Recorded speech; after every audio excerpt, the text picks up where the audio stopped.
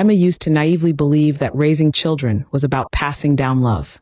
But at her age now, she had come to realize that sometimes raising kids was just preparing for the day she'd need to defend herself from their schemes. That thought sat in her chest like the tip of a needle. Dull but persistent. Her daughter-in-law Nancy didn't call, didn't text. Nancy simply brought her parents in from their small town and moved them straight into what used to be Emma's master bedroom. Nancy beamed like it was a blessing for everyone and said it as casually as announcing the weather. "Mom will have you move into the guest room.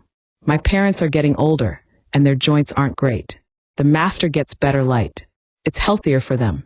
Emma stood there in the middle of the living room, feeling like an intruder in a house she had paid for.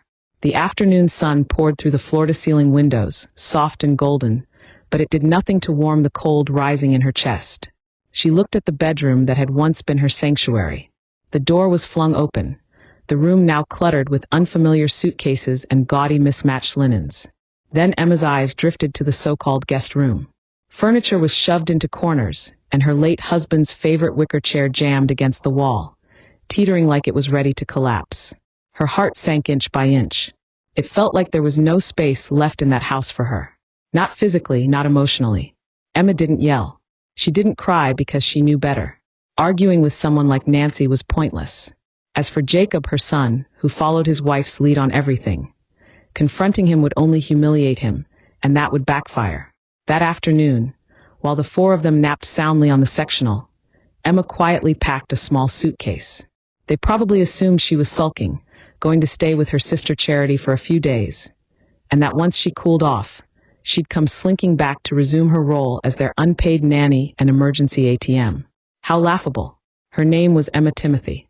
She was 66 years old and a retired middle school art teacher. She had spent a lifetime teaching structure, boundaries, and respect. Did they really think she was that easy to push around? They had gravely underestimated her. On the very first day Emma walked out of that house, she called her lawyer. What they didn't know was that she had already started the process to sell it. Her husband had passed away from illness a few years ago.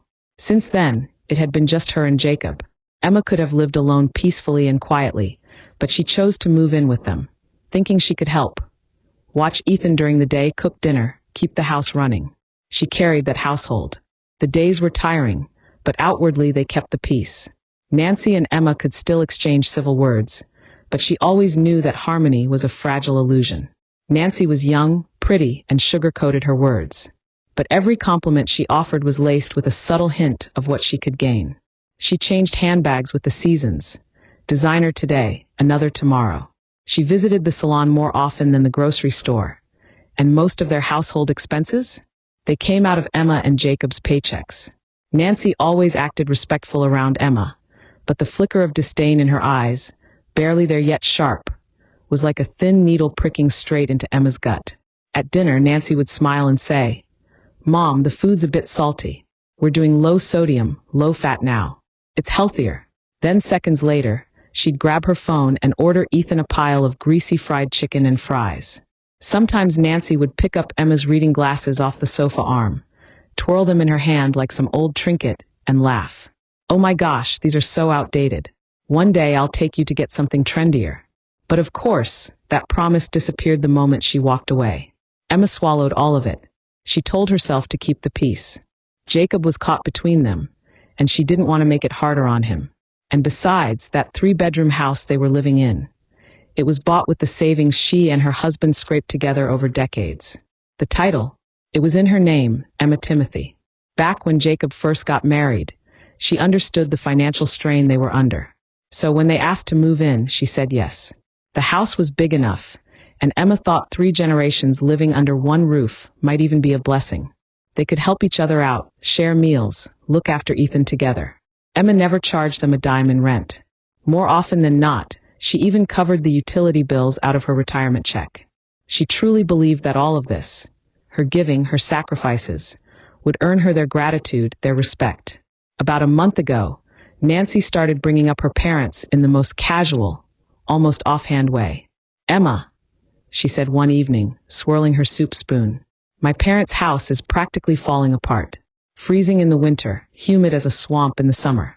She didn't even look up as she added, "And my dad's got rheumatism, poor guy." The damp air makes it worse. Plus, the doctor's out there. Don't even get me started.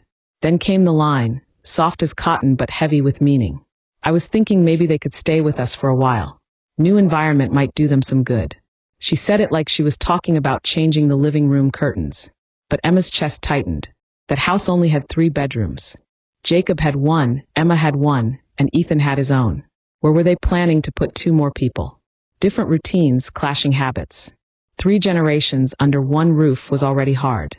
Add 2 more adults with their own needs, and they'd all be tripping over each other every day. Emma tried to tread carefully. Nancy, I understand your concern for your parents. I really do. But we're already pretty tight on space. Where would they even sleep? They're used to a different lifestyle, and Ethan can be noisy. It might actually be harder on them here. Nancy gave a small, tight smile and looked back down at her plate, chewing like Emma hadn't spoken at all. Emma thought maybe she'd dropped the idea. Then came that day.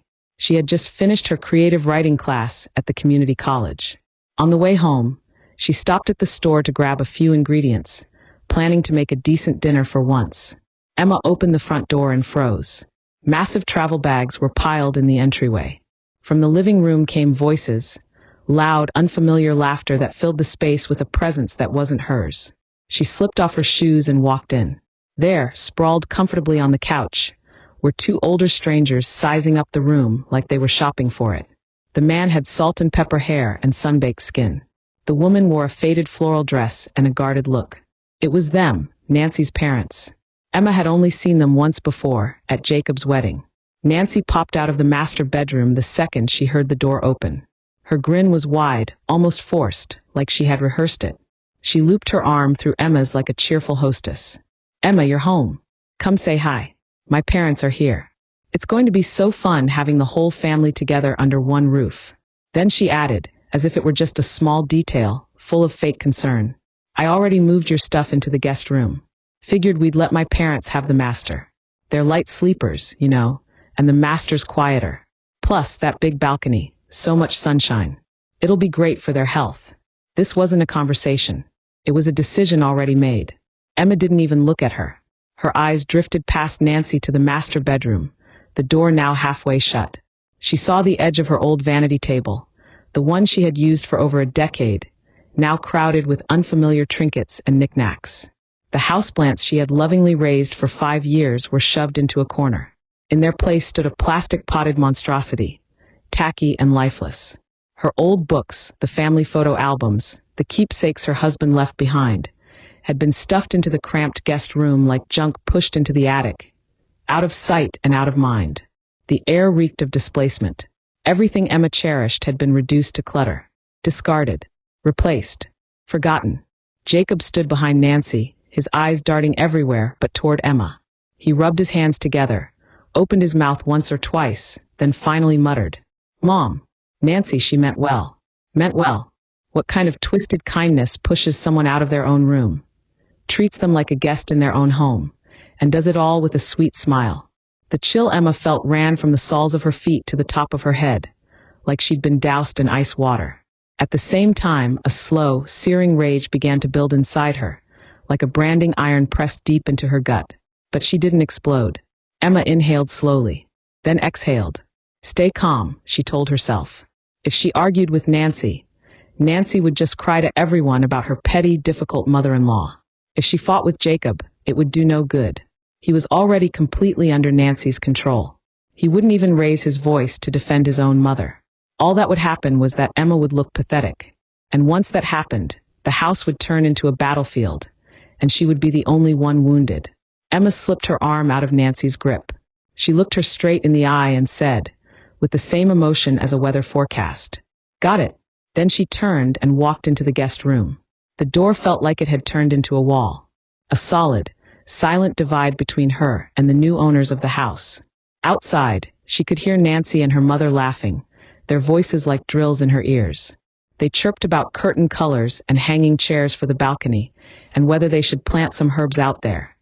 As if the room had always belonged to them, as if Emma had never existed in it. Inside, it was chaos. Her clothes were tossed haphazardly on the bed.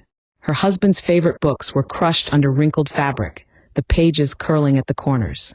A photo frame lay face down on the floor, one corner of the glass cracked. In the picture, she and her husband were young again, standing in the spring sunlight, his smile as warm and effortless as the season's first bloom. Emma's heart broke like that glass, but silently. Jacob followed her in. He hovered at the door like a scolded child, unsure what to do with his hands. "Mom, please don't take it the wrong way. Nancy really didn't mean anything by it." His voice was shaky, low, almost apologetic. She didn't look at him. She just said quietly, "You don't have to explain. I understand." Of course she understood. She saw everything. Nancy's careful planning, her complete lack of respect for Emma, the woman who owned that house, and Jacob, her own son, so weak, so quiet, so unwilling to stand up for her. He didn't raise his voice. He didn't set any boundaries. He didn't say the one sentence she needed most. The real heartbreak wasn't being kicked out of her bedroom. It was knowing her own son stood by and let it happen. Something inside Emma shut down at that moment. It turned cold. It wasn't that she didn't know how to fight or how to stand up for herself. She just didn't want it anymore. Because when your heart dies a little, so does your strength to struggle. The biggest distance in the world isn't death. It's when your own child stands in front of you and can't say, "Mom, this is your home." That afternoon, Nancy took her parents out to explore the neighborhood and make a Costco run, smiling like she had won the lottery. Jacob didn't say where he was going, but Emma guessed he had gone to some cafe to avoid everything. She closed the door behind her and started packing. She didn't take much, just the important things.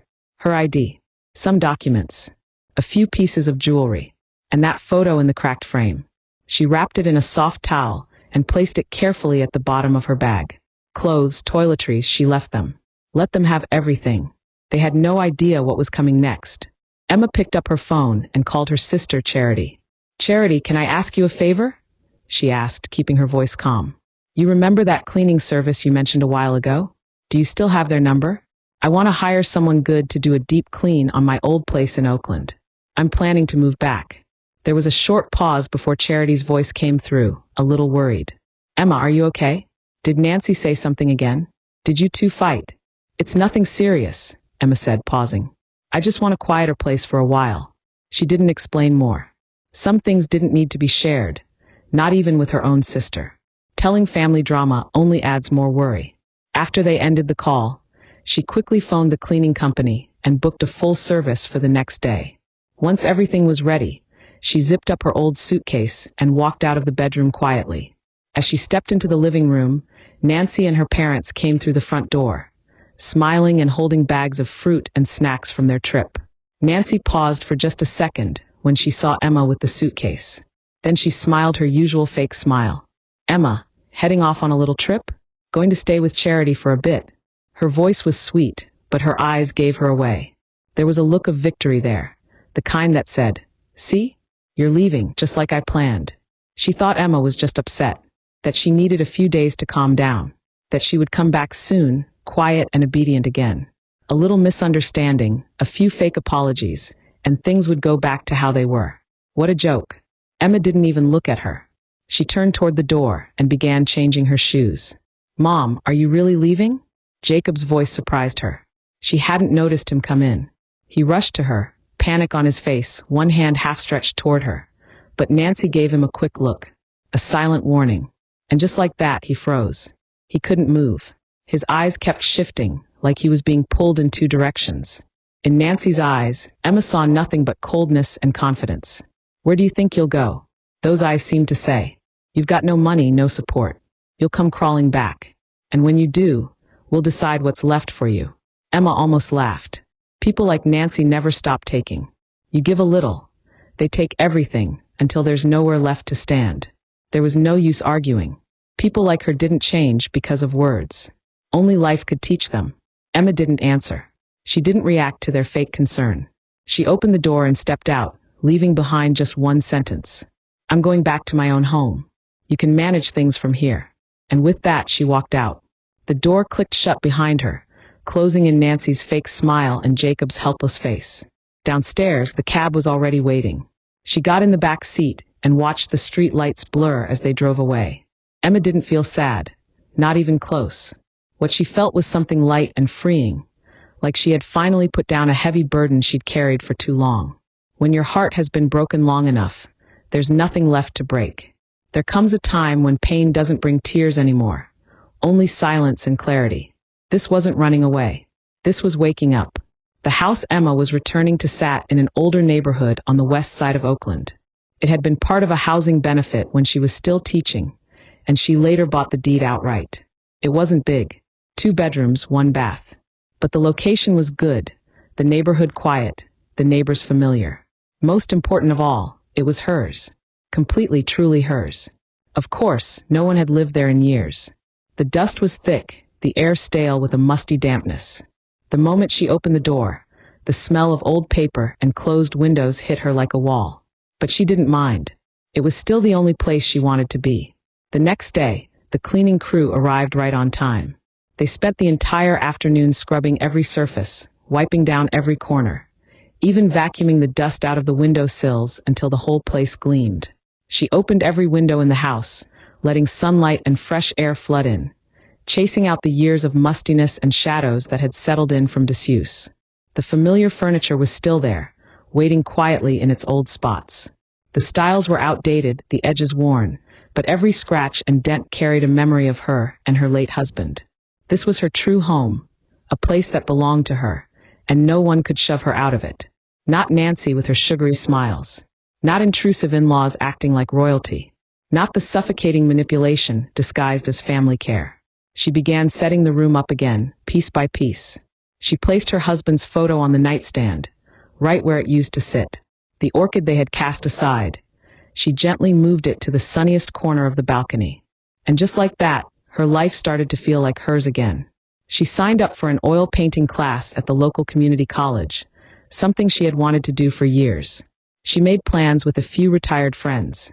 Morning walks by the lake, coffee dates, conversations about everything and nothing. The air felt crisper. The laughter felt real. Even walking felt easier.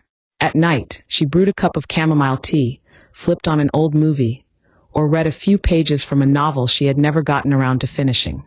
When she got tired, she went to bed early and slept through the night. The insomnia that had plagued her for years, it faded. So did the tight ache that used to sit in her chest like a stone. For the first few days, Jacob called a few times. His voice held the same nervous energy of a schoolboy trying to test his teacher's patience. "Mom, you doing okay over there? When do you think you might come back for a visit?" Her answer was calm, but firm as stone. "I'm doing just fine at my own home. You take good care of Ethan." Every time she said something like that, brief, clear, unshakable, once, twice, 3 times. Eventually, Jacob started to understand. Or maybe Nancy gave him the look. The calls slowed down. Then they became rare. Eventually, all that remained were the obligatory holiday texts. "Happy Thanksgiving, Mom." Or the occasional dry, "How's your health?" She didn't mind. She used to think that happiness in old age meant seeing your children happy, that their well-being was your reward. But now she knew real happiness was having money in your pocket, peace in your heart, silence in your ears, and most importantly, freedom from people who think they own you. Here in this little house, her life was still, and stillness had never felt so good. Nancy, though, clearly wasn't coping well. Her grand scheme had counted on Emma crumbling. She had counted on the loneliness, the inconvenience, the little headaches of daily life piling up until Emma ran back to them. Willing, desperate, ready to serve again. But a month passed. Emma didn't go back. She didn't complain. She didn't ask for a single thing. Nancy's trap had snapped with no one inside. At first, she sent Jacob to try his hand at convincing her. Soft as a cloud, full of concern and guilt. Emma stayed steady, unmoved. Then finally, Nancy cracked. She called Emma herself. From the very first word, Emma heard it. That breathy, syrupy tone Nancy used when she was trying to act sweet. "Emma, we're just a little worried, with you living alone and all. Ethan asks about you every day."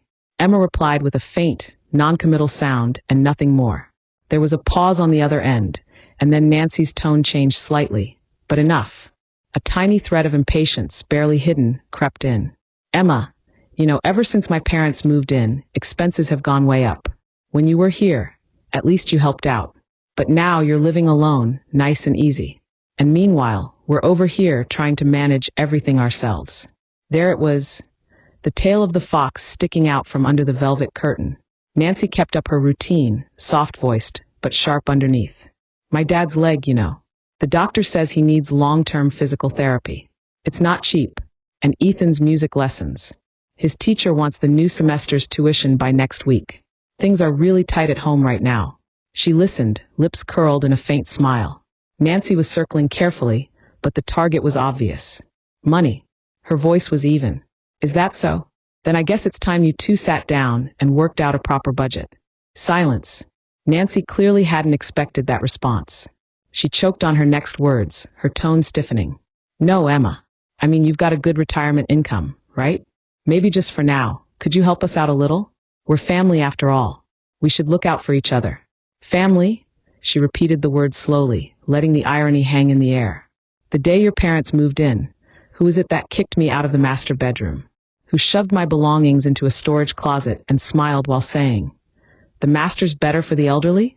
Funny how no one mentioned we're family then. She wasn't going to dance around it anymore. She laid it all out, plain and sharp. Nancy, my pension came from a lifetime of hard work and sacrifice. It's meant for me. Only me.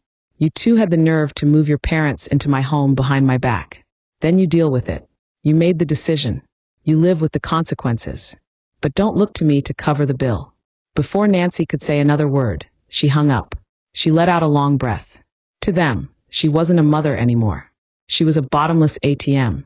Always accessible, always agreeable, always expected to give with a smile.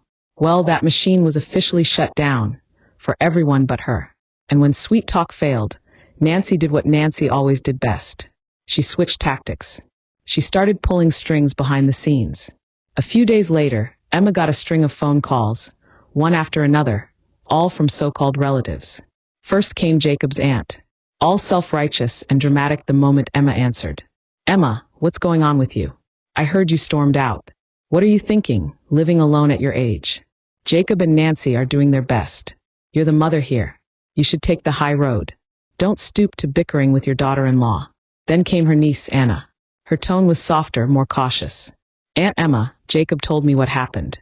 Nancy may have made some missteps, but don't take it too hard, okay? Your family. Talk things through. We're just worried about you living on your own." Nice words. But the message was the same. She was being difficult, petty, maybe even selfish. At first, she felt a tight, familiar knot in her chest. Then she started to laugh, quietly, bitterly. They'd all been fed Nancy's version of the story. Not one of them asked what really happened. They didn't want the truth. They just wanted the mother to do what mothers are expected to do. Swallow her pride, let it go, and come crawling back. She didn't bother arguing. To those who truly seemed concerned, she simply said, "Thanks for checking in. I'm doing well. Just needed my own space." But for the ones clearly running Nancy's script, she didn't hold back. "She's having a hard time? You think I had it easy?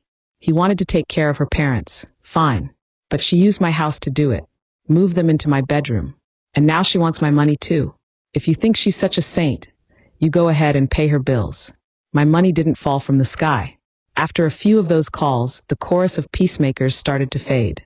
Looked like Nancy's little PR campaign flopped. But the whole episode reminded her of something important. She couldn't afford to just react anymore. Words carry weight, especially when they're twisted and spread behind your back. If Nancy ever decided to go full-on manipulative, she could easily poison more ears. Rewrite the story until Emma looked like the villain. And she wasn't about to let that happen. She needed to move strategically, proactively. So she began to prepare, quietly, methodically, one piece at a time. First, she pulled out her old phone and scrolled through months of texts from Nancy. Message after message, the same theme ran through. Subtle complaints about how she wasn't generous enough, thinly veiled hints that she should be paying for this or covering that. She took screenshots of every single one, saved them in a folder. Then she called an old neighbor from the block where her Oakland house stood. They made small talk and she casually asked, "The house must feel lively since I moved out, huh? Must be quite the scene over there these days." The neighbor didn't even hesitate, lowering her voice like someone passing on neighborhood gossip. She told Emma everything. Nancy apparently had a habit of complaining about her in public, right in front of the building, to anyone within earshot. "She's still holding on to that house," Nancy would say.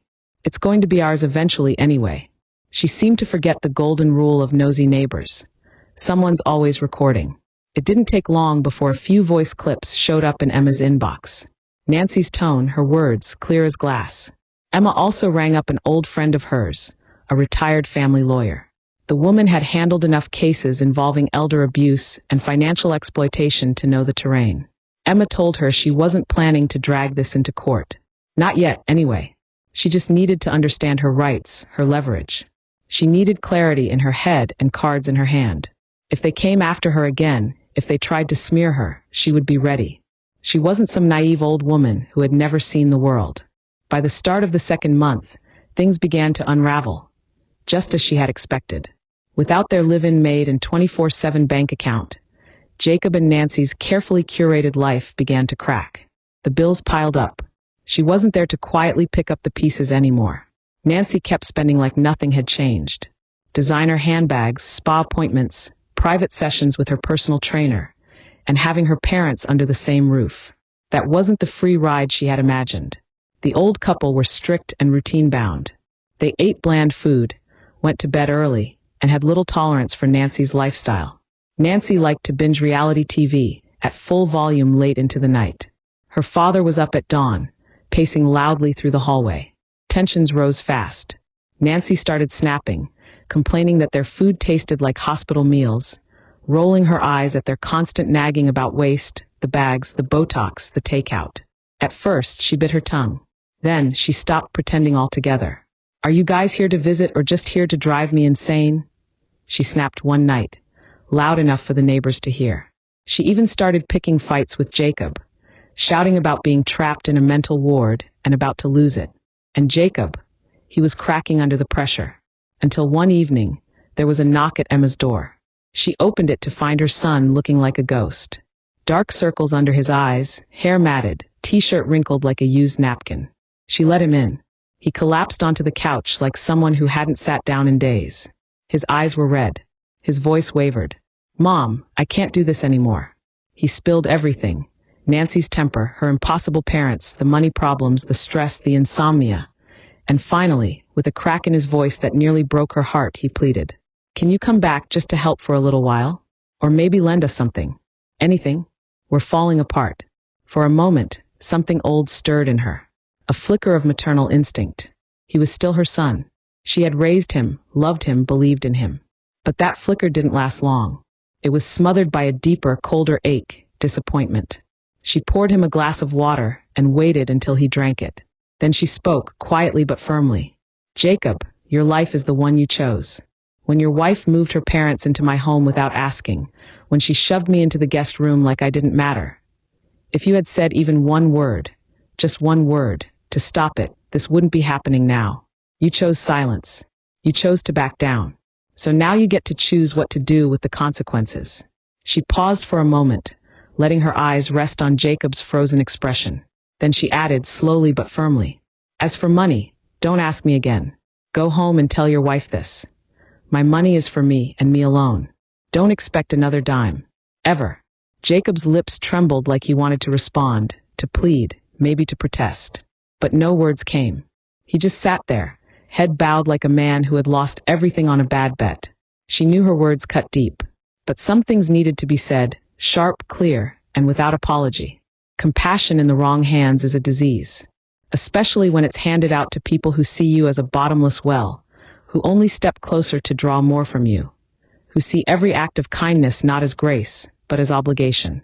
The more you give, the more they take, until there's nothing left of you but dust and silence. Jacob needed to wake up. She closed the door behind him and stood there for a while, back pressed against the wood, letting out a long, slow breath. Yes, her chest felt heavy. But under that weight was something else, something steady, something fierce. Clarity and resolve. For the first time in a long time, she knew exactly what she needed to do. Not for them, for her. She picked up her phone and dialed a number she knew by heart. "Hello, Eddie. It's Emma. About what we discussed last time. I've made up my mind. I want to move forward with the will revision." There was a pause on the other end. She could hear his hesitation, the careful silence of someone weighing their words. "Are you sure, Emma? I know you've been uncertain. Jacob is your only child after all." Her response came quick, plain, unshakable. "I've made my decision. Some people, and some mistakes, aren't worth waiting around for. Eddie didn't argue. His voice immediately shifted into his professional tone. He walked her through the legal steps for amending her will, the documents she'd need to prepare, the language that would make it airtight. After they hung up, she sat on her couch in the warm, quiet light of her Oakland apartment and just stared at the room for a long time. Everything around her was simple, but it was hers. And what she owned, it wasn't nothing. 2 homes. One was this modest but well-located apartment in Oakland, worth over $300,000. The other was the house Jacob and Nancy lived in now in Berkeley, a bigger property, close to $750,000 in market value. Add to that nearly $100,000 in savings, plus annuities and long-term investment accounts. Her and her late husband's lifelong savings. She had never, not once, thought any of it would go to anyone else. Jacob was her only child. Who else would she leave it to? But now everything had changed. Jacob's weakness, Nancy's greed, their combined disregard for her. Little by little, they had eroded the foundation of love and trust she had built over a lifetime. Leave them all this? She could already picture how they'd squander it. New cars, designer bags, the latest iPhones, and a lifestyle that always needed more, and more and more. She could even imagine the 2 of them turning on each other, fighting over who got what, how to split the cash. After they finished inheriting everything, they probably wouldn't even bother to buy a headstone. But she wouldn't let that happen. Not after everything she had lived through. Not after everything she had earned. The next morning, Emma called Eddie again. I have one more decision, she said. I want to sell the Berkeley house, the one they're living in. By noon, they met at his office. He placed the authorization contract in front of her. She read it carefully, then signed her name 1 letter at a time. No shaking hand, no second thoughts. Legally, you have full authority to sell that property, Eddie said, slipping the papers into a folder. They have no claim. You're the sole owner. And I'll personally oversee every step of the transaction to make sure they can't interfere. Emma nodded slowly, and for the first time in a long while she felt it, relief. The kind that settles deep in your chest like a stone finally laid to rest. That afternoon, Eddie and Emma drove over to the Berkeley property and went straight to the property management office. I'm here to retrieve the spare keys, she told the manager calmly, handing over her ID, a copy of the deed, and an official letter from Eddie. And I'd like to remove Jacob Timothy and Nancy Timothy from the registered occupant list. The manager looked through the documents, eyebrows lifting slightly.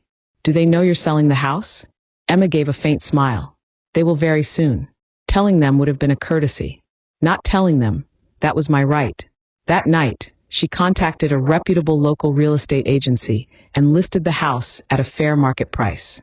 The agent they sent was a sharp, no-nonsense woman who worked fast.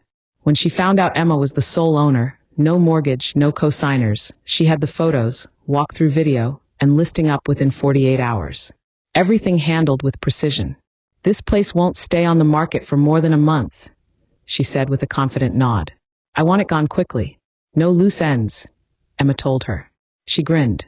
Owners like you are my favorite kind. On the 9th day after listing, the first showing was scheduled. It was a bright Saturday afternoon. The agent arrived with a young couple, eager first-time buyers, and they stepped into the house Emma had once poured her entire heart into. Nancy happened to be home that day. At first, she just hovered near the hallway, watching with narrowed eyes. She probably assumed they were friends of the neighbors just visiting, until the agent raised her voice slightly in the kitchen, speaking with a cheery pitch. This property's in a prime location. No liens, fully owned, motivated seller. It's a perfect starter home for a young family. Nancy's face dropped. Who are you people? Who gave you permission to be here? She barked, rushing into the living room and planting herself squarely in the middle. The agent, momentarily surprised, quickly recovered. She pulled out the signed authorization letter and responded calmly. We're here on behalf of Ms. Emma Timothy. She's the sole registered owner of this property. We have keys and management has verified access. Nancy's voice pitched higher. What the hell are you talking about? We're living here. The couple looked stunned. The woman leaned toward the agent, whispering, Is everything okay? But the agent was a seasoned pro, unshaken, steady. Everything's fine. The title is clear. There's no lease or tenant hold. This is a standard showing. Nancy's complexion changed like a storm. pale, then flushed, then splotchy green with rage. She yanked out her phone and started dialing furiously, no doubt calling Jacob. Meanwhile, curious neighbors began to peek out from their balconies and doorways. Word traveled fast in that community, and now the rumors were confirmed. Emma was really selling the place. The very next afternoon, Emma got the call from Jacob. His voice was tight and panicked. "Mom, is this some kind of misunderstanding? Are you seriously selling the house?"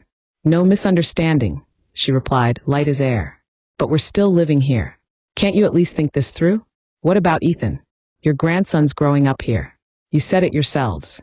"It was temporary," she said evenly. "So stay until closing, then move. I'm already in second-round negotiations. You should probably start looking." There was a long silence. Then he murmured, barely above a whisper, "Nancy's losing it." She didn't respond. They should have lost it a year ago, not now. On the third week, the agent called. "Emma," she said, "we've got a solid offer. Full down payment, cash buyer, ready to close fast. Do you want to lock it in?" "Yes," she said without hesitation. The day the buyer came to sign, Nancy finally snapped. She was waiting at the entrance of the neighborhood, blocking the real estate agent and the young couple. Tears streaked down her cheeks and panic filled her voice. "We've lived here for so long. How could you sell the house out from under us?" She even called the police, screaming about malicious eviction.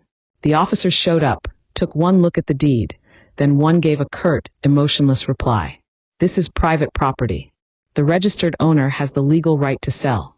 You're not tenants. You're not on the title. You'll need to vacate." That was when her face finally crumbled. Jacob showed up not long after, trying to pull her away.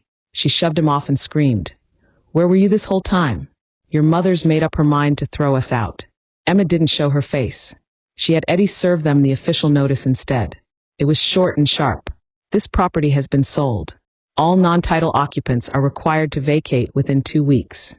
Failure to comply will result in legal action for forcible eviction." This wasn't revenge. It was consequence. They pushed me out of the master bedroom and into the corner. I simply returned the favor by showing them the door. Nancy's drama had played long enough. It was time for her to exit the stage. A week before closing, she still wouldn't give up. She showed up at Emma's doorstep with Jacob. It was a harsh, bright morning. When Emma opened the door, they stood there at the foot of her steps. Jacob looked hollowed out. Nancy hid behind oversized sunglasses, her lips clamped tight. "Mom, can we talk?" Jacob asked softly, like a child waiting to be scolded. Emma didn't invite them in. She stood in the doorway, hand gripping the doorknob like it was a boundary she wasn't about to let them cross. Nancy pulled off her sunglasses, revealing red, puffy eyes. Her voice was strained, brittle. "Emma, we really don't have anywhere to go. We were wrong. Okay, just think about Ethan. He's used to this house. At least let him stay. He'll move out. Just let the kid stay where he feels safe." Her tone was pleading, her face the picture of humbled regret. She even let 2 fat tears roll down her cheeks like she was finally ready to repent. Maybe months ago, that would have worked on Emma. Not anymore. "You're 2 fully grown adults," Emma said evenly. "Don't tell me you can't find a rental. This isn't about Ethan needing a home. This is about you not wanting to face the consequences." Nancy bit down hard on her lip. The cracks in her performance began to show. "So, you're really going to be this heartless?" she hissed. Emma looked her straight in the eyes, voice like glass. "Heartless," she repeated. "Was it heartless when you moved your parents into my house and shoved me into the guest room without a word?" Nancy said nothing. She just turned silently toward Jacob. He swallowed. His voice was barely audible. "Mom, you used to say all you wanted was for us to be happy to be together." Emma nodded. "I did say that, but right now you're together doesn't include me. What you're looking for isn't a mother. It's a backup plan, a housekeeper, an emergency fund, and I'm done playing those roles." She reached to the side and pulled out a sealed envelope. "This is the formal letter from Eddie. The property sale has closed. The title now belongs to the new owners. You have 5 days to vacate. If not, the buyers will file for forced removal." Jacob took the envelope and stood there dazed, like he'd just been handed a verdict. Nancy's mask dropped completely. "You're so cruel," she snapped, voice shrill. "Just wait. When you're old, sick, alone, let's see who's there for you." Emma met her glare with calm, level eyes. I'd rather grow old alone than stand in a house full of family who treat me like an ATM until there's nothing left. She paused, then added one final note. Don't worry, I won't need you. I've already made all my plans for retirement. Nancy said nothing else. She just turned and slammed the car door so hard the windows rattled. The engine screeched to life, tires squealing like an angry child throwing a tantrum. Jacob sat in the passenger seat. He didn't even look back. After that day, Emma never got another call from Jacob. No more half-hearted check-in voicemails from Nancy either. The kind laced with fake concern and hidden agendas. Just a brief text from her realtor. They've started packing, but it's clear they have nowhere to go. They're asking if you'd consider postponing the handover. Emma replied with 2 words. Absolutely not. Friday morning, she received a call from the buyer's attorney confirming the moving crew was scheduled to arrive the next day. If the house isn't vacated, he said plainly, we'll initiate formal proceedings for forcible removal. She hung up and sat by the window for a while, watching the old locust tree outside sway gently in the wind. That tree had seen many seasons come and go. Now it stood as witness to the final cleansing of hers. By noon the next day, the neighborhood group chat lit up. Jacob's wife is outside yelling at the movers. I heard Emma finally sold the house. Told you nobody gives away a house like that for free. One neighbor even filmed a short clip and sent it to her. There Nancy was, stomping around the sidewalk in a pair of completely inappropriate high heels, shouting at the movers. Be careful with that box. That has my skincare in it. Don't touch that cabinet. She said, don't touch it. Jacob sat crouched by the wall on the phone, pale and defeated, surrounded by half-sealed boxes and scattered clothes. Ethan sat silently with a small dog in his lap, watching everything unfold without a word. As for Nancy's parents, the very same ones who had once lounged smugly in Emma's master bedroom, they were now crouched in the hallway trying to tape up a few old chairs. Their faces were tight, anxious. No one was helping them because no one owed them anything. Word was they had found a cramped, overpriced walk-up apartment in the suburbs. No elevator, barely enough space to lie down. Their suburban exile. Ethan's extracurriculars had to be canceled. After defaulting on their mortgage earlier that month, they were already living off credit cards. Nancy and Jacob fought more and more. First, she blamed him for not stopping his mom. Then came the guilt. My parents did all this for us. And finally, the real venom. You said that house would be ours eventually. Jacob said nothing. Because when someone knows the truth but chooses to ignore it over and over again, there comes a day when their cowardice demands payment. Once everything was settled, Emma went to the lake alone. The sun was warm, the breeze gentle. A few ducks glided across the water like nothing had ever happened. She sat on a bench, fingers wrapped around a hot cup of coffee, the other hand resting on the edge of her scarf. An old one gifted by her late husband, worn thin but still warm. She never really believed she could go through with all of it. Not because she lacked the means, but because she never thought she'd find the strength. But once a heart hardens, it becomes clear how much someone has been carrying just to keep peace that was never theirs to keep. Selling that house didn't leave Emma alone. It set her free. Eddie had already helped her establish a closed trust, securing her living expenses, health care, and long-term care. She even included a donation clause. A portion of her funds would go each year to California's legal aid for women, specifically supporting those denied control over their own finances in marriage and family. She wasn't there to rescue Jacob. She wouldn't waste time trying to punish Nancy. She was there now to support women who actually needed it. Life in the community picked up. She joined a few local activity groups and made a friend, Helena, a fellow widow with a rescue cat named Daisy. They walked together often, and Helena always said, I like the way you walk, like you've still got somewhere important to be. And Emma did. She started traveling. Nothing extravagant. Just train rides to little coastal towns. She brought her sketchbook, a paper parasol, took photos, then bought herself a slice of cream cheesecake on the way home as a reward. She had never lived so simply, and never so fully. As for them, she hadn't reached out. Sometimes Jacob sent a text. Mom, we moved. Ethan keeps asking when you'll come see him. And she replied, I'll visit. I miss him too, because she still loved her son. She still loved her grandson. But they no longer shared the same life. And that was okay. Her world was quiet now. Finally, undeniably hers. That evening, she sat on the sofa and opened an old photo album. One picture caught her eye. A younger version of herself holding newborn Jacob in her arms, smiling with a kind of pure, bright hope. She smiled back, lightly tapped the page, and whispered, "You did your best. It's okay to let go now." She pulled the blanket over her shoulders as the sunset spilled across the windows like a painting. And she thought, true happiness isn't how many people sit beside you. It's when you finally stop shrinking yourself to keep the wrong ones.